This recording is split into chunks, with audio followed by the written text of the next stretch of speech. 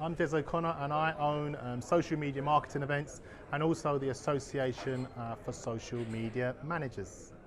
James's first seminar today was a traffic and lead generation bootcamp. It was an absolutely fantastic event. For his first event, I've been speaking to James on an ongoing basis over the last few weeks leading up to it, and it was an absolutely fantastic event.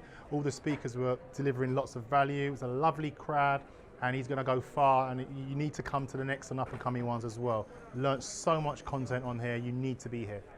I had to invite James to speak at my up-and-coming social media marketing event because he's the #1 person for search engine optimization.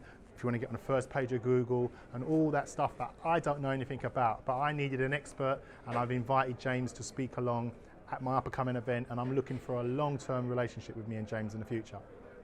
Tom Smith was very good, talking about Facebook ads and Instagram ads as well, which not many people talk about Instagram ads as well. And Nick James, like Bums on Seats, I went to the last one, it was absolutely fantastic, and I still will be attending that as well. Can't wait for tomorrow to see the other speakers.